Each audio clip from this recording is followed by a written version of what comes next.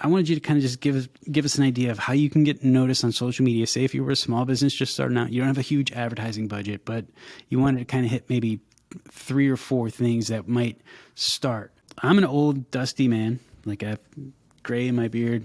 I've been designing stuff since way back, and I did work for a publishing company. I worked for an advertising agency, 3 advertising agencies actually, and I've worked for,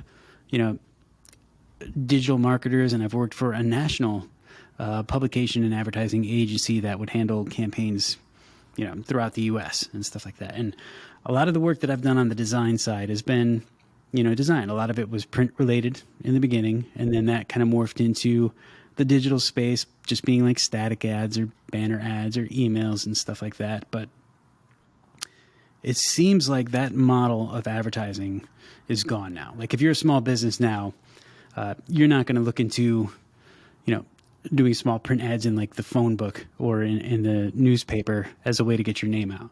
Everything now seems to be social media focused, 100%. And then with the digital backbone as well, whether you're having websites and landing pages, campaigns on other people's websites and landing pages and stuff like that.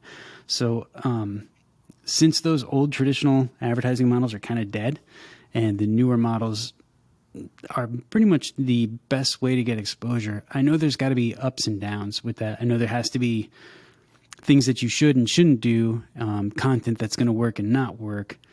So we've been starting with you guys doing a lot more video, which is why we're doing video in this podcast now.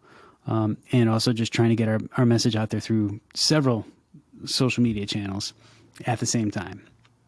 Creating and developing that content, enough of it to get out there and kind of saturate the targeted areas you want to hit it's a pretty heavy lift. But I think when the strategy behind it is correct, it's more effective, and I think it's a little bit more manageable.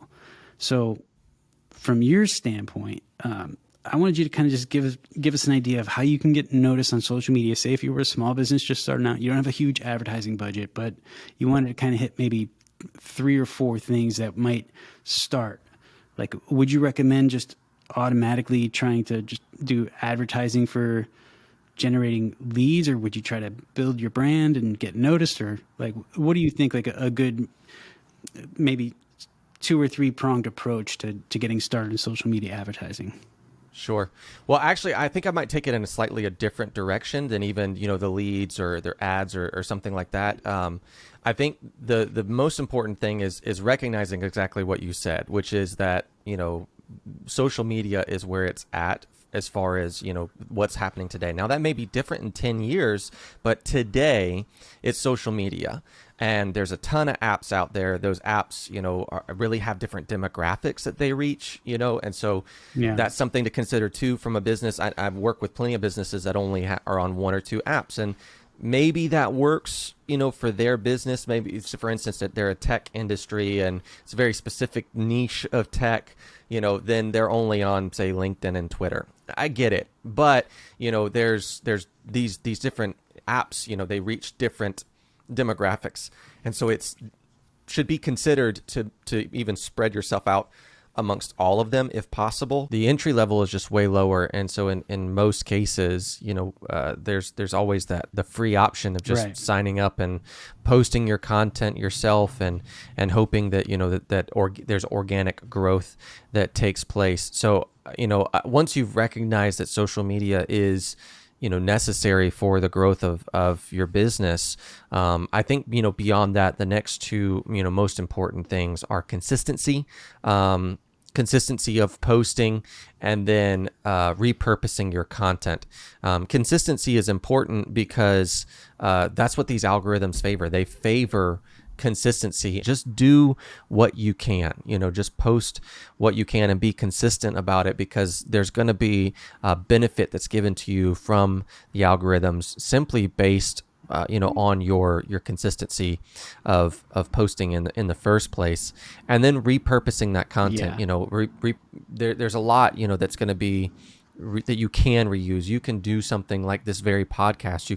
You can create a longer form content, a longer form video, and then cut that into shorter form videos such as, Instagram Reels or YouTube Shorts or TikTok videos. But then you can even turn those into carousel posts or just regular standalone image posts. You can turn them into blogs.